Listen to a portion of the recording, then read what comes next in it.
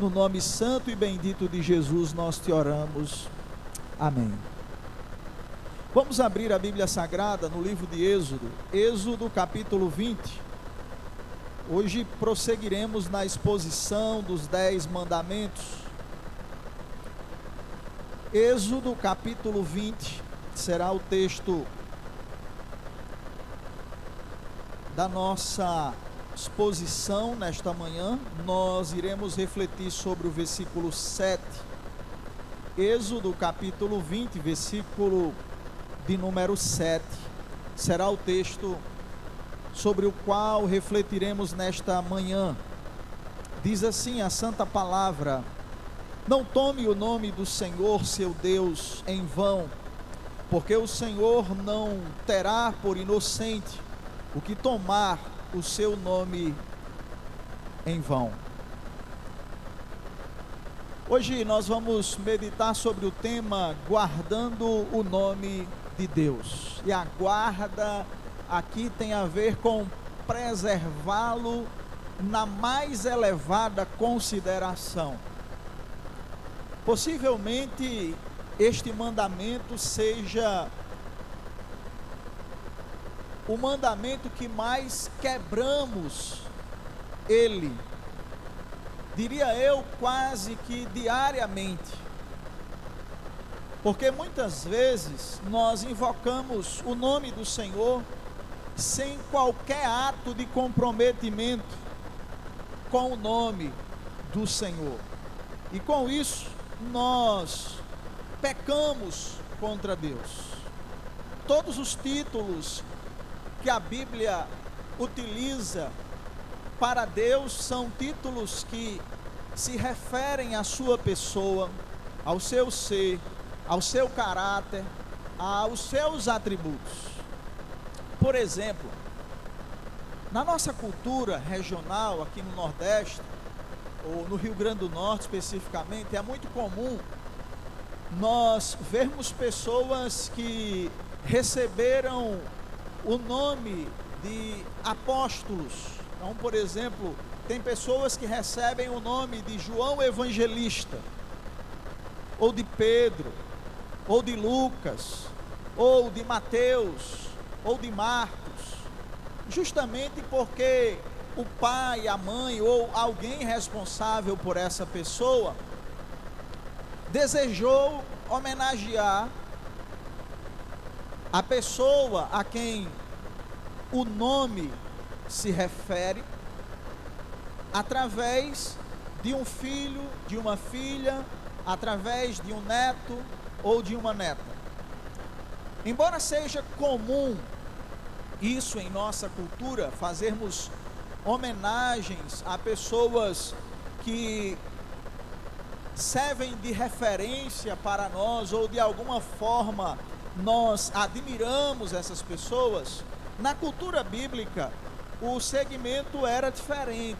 Então, por exemplo, as pessoas buscavam geralmente colocar o nome dos seus descendentes que fizessem algum tipo de referência ou a Deus, ou a história de fé, ou a algo que marcou profundamente a vida daquela pessoa, daquele pai ou daquela família. Por exemplo, Daniel significa Deus é o meu juiz. Emanuel quer dizer Deus conosco. Esse é um dos títulos dados ao Senhor Jesus. E são diversos os nomes em que encontramos na Bíblia que fazem referência ao ser de Deus, aos atributos de Deus, e por aí vai. Por exemplo, Jesus apelidou Pedro de Petros, que quer dizer fragmento de pedra. Tem gente que acha que o nome de Pedro de fato é Pedro. Na verdade, ele ficou conhecido pelo seu apelido. O nome de Pedro é Simão, passou a ser chamado Simão Petros, fragmento de pedra. Então a Bíblia, ela é rica naquilo que diz respeito ao significado dos nomes. Claro, a Bíblia é totalmente rica porque é a palavra de Deus, mas colocando esta questão da nossa reflexão em foco, os nomes que são dados às pessoas, eles fazem menção a algo que tenha um grande significado, quer seja positivo, quer seja negativo. Por exemplo, quando Moisés deu o nome dos filhos dele aos seus filhos, os nomes dos filhos de Moisés tinham um significado. Um significava: fui peregrino em terras estranhas. O outro significava: o Deus de meu pai livrou-me da espada de Faraó. Quando nós vamos à Bíblia Sagrada e refletimos sobre os títulos que são atribuídos a Deus, nós precisamos levar isso muito a sério, porque os títulos que são atribuídos a Deus na Escritura Sagrada, eles fazem referência direta ao ser de Deus, à natureza de Deus, ao caráter de Deus. Só para que nós tenhamos ideia sobre esse assunto, os judeus, eles levavam tão a sério o terceiro mandamento, que eles perderam a pronúncia original do nome de Deus. Aquele nome através do qual Deus se apresentou a Moisés na sarça ardente. A escrita existe, mas a pronúncia ela foi perdida, porque os hebreus tinham medo de quebrar o terceiro mandamento. Por vezes nós brincamos com o nome de Deus sem nos apercebermos. Nós ficamos, ai meu Deus, sem pensar, constantemente, ou mesmo juramos em nome de Deus. Não, eu juro em nome do Senhor Jesus, eu juro em nome de Deus. E o nome de Deus é um nome sagrado. A nossa cultura, ela caminha para um tempo de escuridade, em que o nome de alguém brevemente não significará muita coisa. Eu lembro-me da época de infância, que as crianças elas brigavam entre si, quando uma outra criança ousava xingar a mãe do outro. Geralmente os moleques mais atrevidos faziam um risco no chão e diziam assim: olha, desse lado aqui é a mãe dele, desse lado aqui é a mãe do outro. Quem cuspir aqui estará xingando a mãe do outro. E aí a briga começava, porque a mãe era considerado alguém sagrado. Falar mãe da mãe do outro era um negócio assim, no mínimo levar uma pedrada na cabeça, porque a mãe era considerada alguém sagrado. Nos nossos dias, os filhos batem na mãe, xingam a mãe, não se importam com a mãe, não cuidam da mãe. Esse nome que antes era considerado sagrado, agora não é visto como sagrado. Isso reflete a corrupção que tem tomado conta da mente e do coração das pessoas, ao ponto das pessoas não conseguirem mais diferenciar o sagrado do profano. E é claro que isso reflete em nossa relação com Deus. João Calvino, tratando sobre essa questão, ele diz assim: o nome de Deus representa sua essência, poder, caráter e autoridade. Quando nós fazemos uso do nome de Deus sem qualquer ato de comprometimento, nós pecamos contra Deus, quebrando o terceiro mandamento. Imagine se você usasse o nome do presidente ou de um juiz de forma leviana em público. Haveria uma repreensão. Por exemplo, muita gente do nosso país tem sido processada e tem sido penalizada em diversas situações por desrespeitarem a instituição pública, o judiciário e até mesmo juízes. E muitas vezes nós não levamos em consideração este fato, trazendo uma aplicação de aprendizado para as nossas vidas, considerando o seguinte fato: Deus é o juiz supremo. Ele não terá por inocente aqueles que usam o seu santo nome em vão. São diversos os momentos em que nós usamos o nome de Deus em vão. Por exemplo, sempre que alguém vai ser recebido aqui na igreja como membro, por batismo ou por pública profissão de fé, ou mesmo por pública profissão de fé somente, é feita aqui ou são feitas aqui na frente uma série de promessas. Eu pergunto sempre: você promete dar bom testemunho? Você promete ser um homem de oração? Você promete ser uma pessoa comprometida com a Escritura Sagrada? Você promete evangelizar? Você promete ser um cristão assíduo? Você promete ser fiel dizimista? Você promete? A lista é enorme. Muitas vezes as pessoas fazem isso sem qualquer desejo de comprometimento com as promessas que estão sendo realizadas. Só que essas pessoas, elas passam desapercebidas, muito embora sempre façamos questão de mencionar que essas promessas, elas estão sendo feitas a Deus, e tem Deus por testemunha ocular, tem os anjos dos céus por testemunha ocular, tem a Assembleia por testemunha ocular. Muito embora façamos questão de mencionar este fato, essas pessoas muitas vezes, elas têm o nome de Deus invocado sobre as suas vidas, sem o menor desejo de comprometimento com as promessas que estão sendo feitas aqui. O resultado não é outro. Quem age desta forma, automaticamente já está de forma pública cometendo um pecado contra Deus da quebra do terceiro mandamento. E o texto é muito claro quando diz para nós que Deus não tem por inocente aquele que toma o seu santo nome em vão. Por exemplo, quando a Bíblia trata sobre votos. Tem gente que diz assim: Deus propôs no meu coração isso, eu vou fazer isso.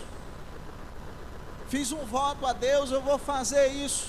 E as pessoas não cumprem com os votos que fazem a Deus, e a Bíblia Sagrada nos diz que é melhor não votar do que fazer um voto e não cumpri-lo. Por que a Bíblia diz isso? Justamente por causa do terceiro mandamento, que diz para nós que o Senhor não terá por inocente aquele que toma o seu santo nome em vão. Eu pergunto a você nesta manhã: suas palavras refletem o temor de Deus ou banalizam a sua santidade? Quantas vezes temos quebrado este mandamento, usando a Bíblia, por exemplo, para piada,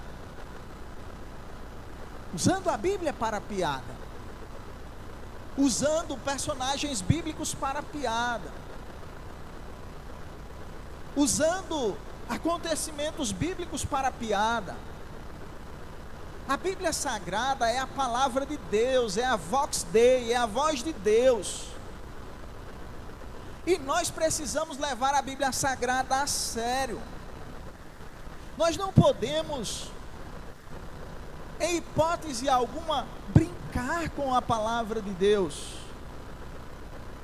Quando nós brincamos com a palavra de Deus, nós estamos pecando contra Deus, desrespeitando a sua palavra. O nome de Deus, o ser de Deus, ele está envolto de toda a sua palavra. Não há como separarmos a palavra de Deus do Deus da palavra. Não há como você e eu desrespeitarmos a palavra e não desrespeitarmos a Deus. Por exemplo, o terceiro mandamento diz assim: não tome o nome do Senhor teu Deus em vão. Você sabe disso, eu sei disso. A pergunta é: nós levamos a sério? Está escrito. Nós temos feito consideração, ou temos tido consideração por este mandamento?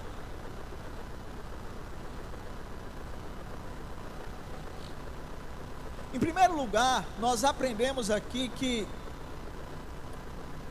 o nome de Deus, ele representa a sua glória. Todos os títulos da Bíblia atribuídos a Deus, eles apontam para o ser de Deus, as suas qualidades, os seus predicados, a sua essência, a sua moral. Tratar o nome de Deus de qualquer forma, de qualquer maneira, é agir de forma desrespeitosa e pecaminosa contra o Senhor. Algumas lições aqui para as nossas vidas. Primeiro, o nome como revelação do caráter divino. Os reformadores, eles compreendiam que o nome de Deus é expressão de seu ser e dos seus atributos, e que usá-lo corretamente é reconhecer a soberania e a santidade de Deus. Então nós só deveríamos usar o nome de Deus coerentemente, comprometidamente, de forma santa, nunca de qualquer forma.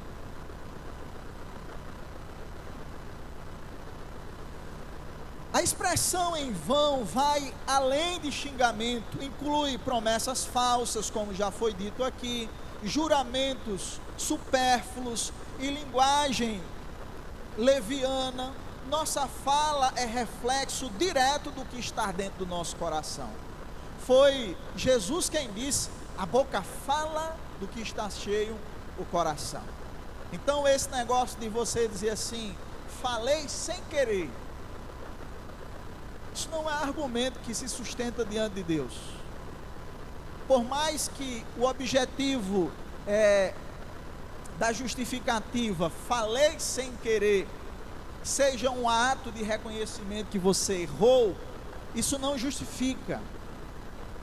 Eu falei sem querer. Não.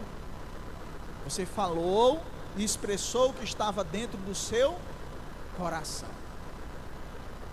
É claro que em uma outra situação, se você tivesse tido domínio próprio, você não teria falado o que falou, muito embora o que você falou estivesse dentro do seu coração. Chega determinados momentos que a nossa máscara ela não se sustenta.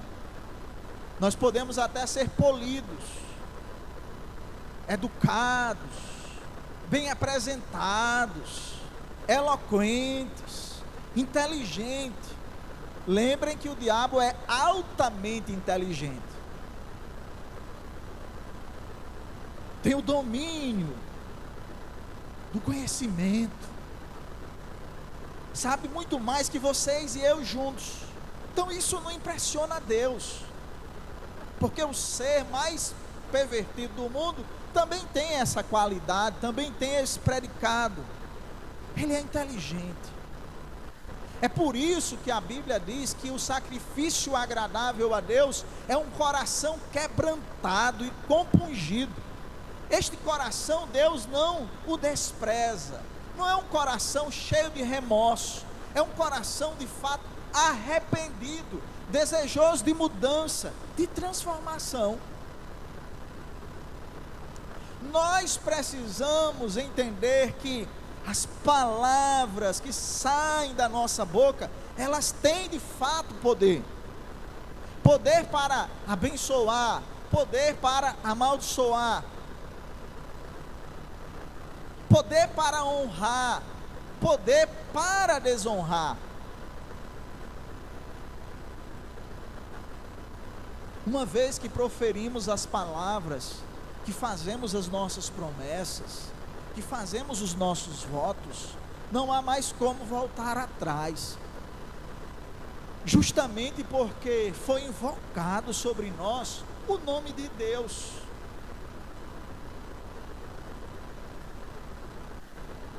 Antes de falarmos, deveríamos perguntar: o que eu irei falar glorifica a Deus? Tiago, em sua carta, nos dá uma lição extraordinária.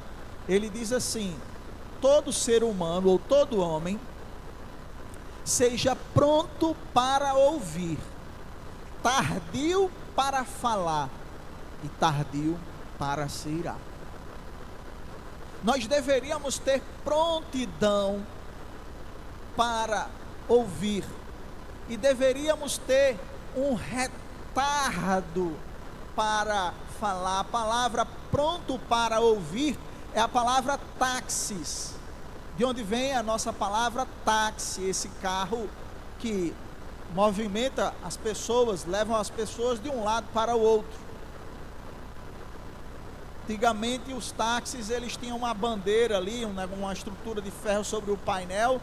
Quando o táxi estava pronto para prestar o serviço, tinha a plaquinha lá, livre. Estava pronto para servir, preparado para servir. Tiago usa esse termo para dizer que nós temos que estar preparados para ouvir. O mesmo Tiago diz assim: não queiram ser muitos de vós mestres, porque aqueles que fazem uso da palavra constantemente para o ensino, eles serão julgados por Deus com maior rigor. Então, às vezes, no afã de sermos mestres, no afã de termos a atenção das outras pessoas, usamos o nome de Deus em vão. Pecamos contra Deus, quebrando o terceiro mandamento. É preciso que nós ensinemos aos nossos filhos, aos jovens, a respeitar o nome de Deus desde cedo.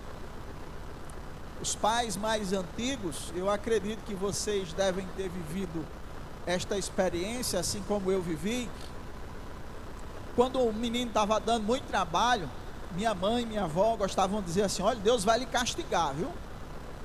Se fizer isso, Deus castiga. Aqui na igreja os pais dizem assim: o pastor vai brigar com você. Aí depois o menino fica correndo com medo do pastor, não quer conversa com o pastor de jeito nenhum. O pastor vai brigar, o pastor vai brigar. E aí quando eu vejo, eu digo: brigo não, meu filho, aqui quem manda é o freguês, quem briga com você é seu pai e sua mãe. Mas nós fomos ensinados a ter uma relação com Deus dessa forma. Então passamos a ter uma relação com Deus, uma relação de medo, porque alguém sempre dizia: Deus vai lhe castigar, Deus vai lhe castigar, Deus vai lhe castigar. Quando na verdade nós deveríamos ter sido ensinados que é necessário que aprendamos a respeitar a Deus,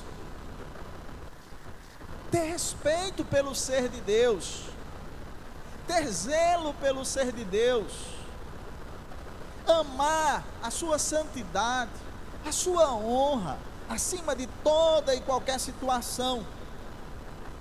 Terceiro, devemos evitar expressões comuns que banalizam a santidade do Senhor, como expressões do tipo: ai meu Deus, diante de frustrações. Por exemplo, cai a panela, caiu alguma coisa no chão, A criança derramou o suco na mesa no momento do almoço, bagunçou ali. Geralmente, alguém diz assim: meu Deus do céu, não tem condição. Todo almoço sempre a mesma coisa. O nome de Deus está sendo tomado em vão. Aí alguém poderia dizer assim: percebam como nós usamos o nome de Deus em vão, sem nem saber o sentido. É bem possível que alguém nesse momento esteja se perguntando: então a gente deve dizer o que nesse tipo de situação? É bem possível que alguém nesse momento diga assim: então já que não dá para dizer meu Deus do céu, então eu devo dizer o quê? Veja que lógica há, qual o objetivo em diante de uma situação como essa, você dizer algo do tipo: meu Deus.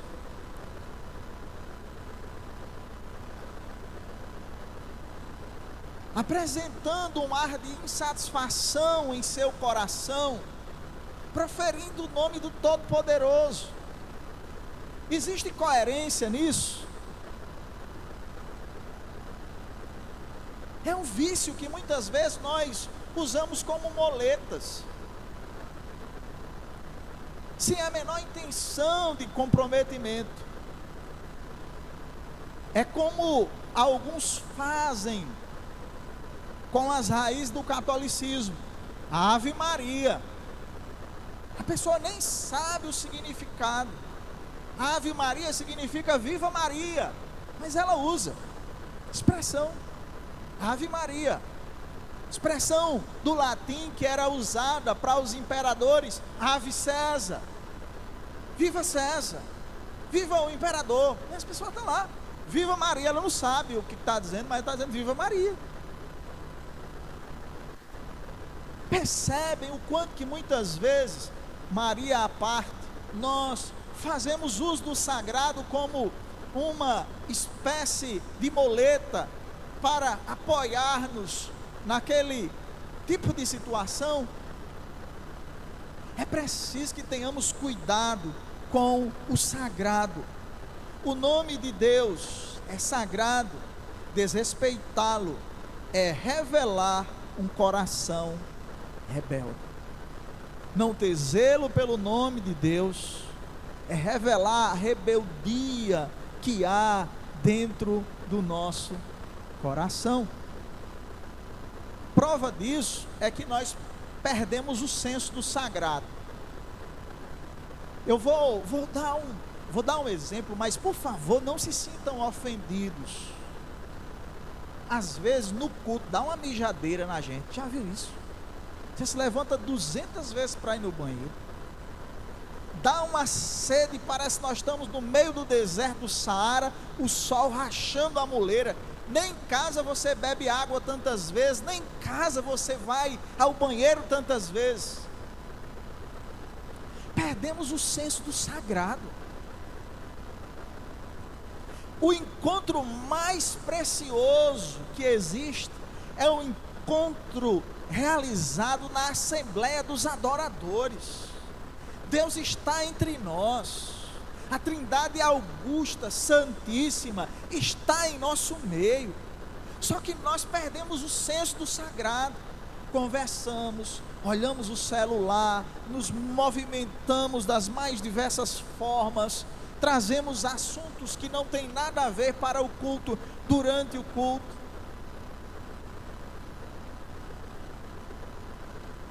Isso mostra que o nosso coração está longe da realidade que estamos ministrando.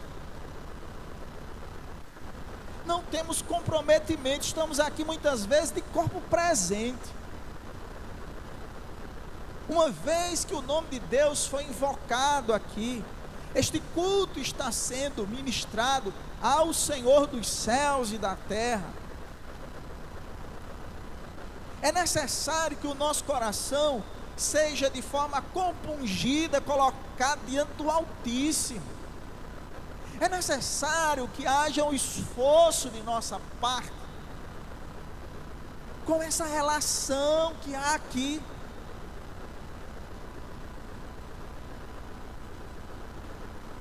É por isso que eu tenho dito aqui em nossa igreja, nós precisamos ter cuidado para que a nossa vida eclesiástica não faça com que nós deixemos de ser a igreja de Deus e sejamos um clube religioso de final de semana. Igreja quer dizer assembleia, mas não é uma reunião qualquer, é uma assembleia de adoradores, em que a pessoa mais importante desta assembleia é o Senhor. Nós dirigimos as nossas orações a Ele, nós dirigimos os louvores a Ele, e Ele se dirige a nós através da leitura e da exposição de Sua palavra. E é necessário que haja uma correspondência nossa. Eu preciso estar atento para o amém. Não simplesmente o proferir o amém, eu creio, eu confio, eu me comprometo. Mas um comportamento que de fato revele um coração comprometido com aquilo que vai ser feito. Às vezes nós não temos sequer o zelo da pontualidade. Temos o zelo da pontualidade. Às vezes nós sequer nos preparamos para o culto a Deus. Você vai para uma entrevista de trabalho, você se prepara. Você vai prestar uma prova do Enem, você se prepara. Vai prestar uma prova de concurso público, você se prepara. Você quer comprar alguma coisa, você se prepara para comprar a coisa que você deseja comprar. Mas para adorar a Deus, você não se prepara. O nome de Deus é invocado sobre a sua vida, por você, mas você não está comprometido com isso. Não está comprometido com isso. Que Deus tenha misericórdia de nós. Domingo que vem prosseguiremos na exposição desse mandamento. Vamos louvar.